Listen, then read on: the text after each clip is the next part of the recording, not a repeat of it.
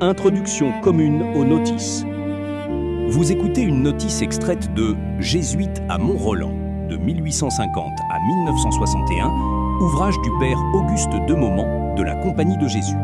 À la demande de l'abbé Jean-Baptiste Cordier, chapelain de Notre-Dame de Mont-Roland, le père Demomment entreprit de consacrer une courte biographie à chacun des jésuites liés au sanctuaire et au collège. Pour ce travail, il s'appuya sur les archives, ses souvenirs personnels et les témoignages d'anciens maîtres, élèves et recteurs.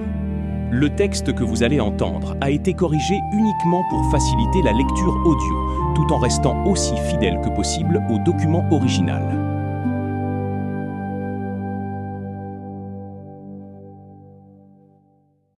Père Jean-Marie Berthaud, de 1854 à 1937.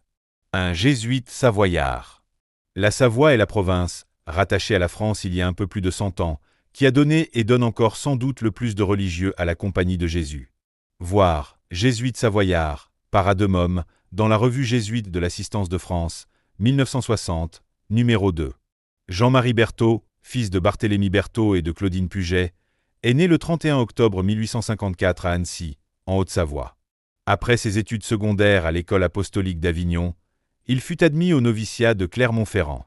Études théologiques à Molde, en Angleterre, où il fut ordonné prêtre en 1883. Troisièmement à Sloug, avec le père de Momigny comme instructeur.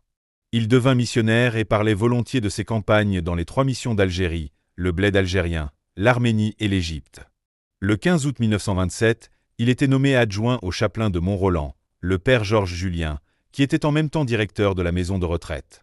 L'infatigable missionnaire continua son ministère dans les paroisses voisines, tempêtant à l'occasion contre l'indiscipline des mœurs, le scandale des modes indécentes. Finalement, il desservait la paroisse de Monnières dont il était, en fait, le curé. Il passait l'hiver au collège, mais chaque dimanche il assurait le service de la dite paroisse pour y célébrer la messe et prononcer l'homélie.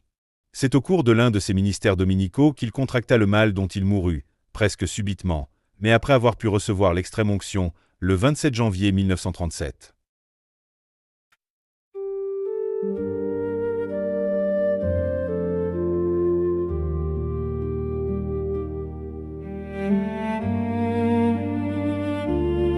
Conclusion commune aux notices. Ainsi s'achève cette notice consacrée à l'un des jésuites liés à Notre-Dame de Mont-Roland. À travers ses portraits, le père Auguste Demomment a voulu préserver la mémoire de ceux qui ont vécu, enseigné, prié ou servi au sanctuaire et au collège. Cette lecture a été adaptée uniquement pour faciliter l'écoute, tout en restant aussi fidèle que possible au texte original. Merci d'avoir partagé ce moment de mémoire à Mont-Roland.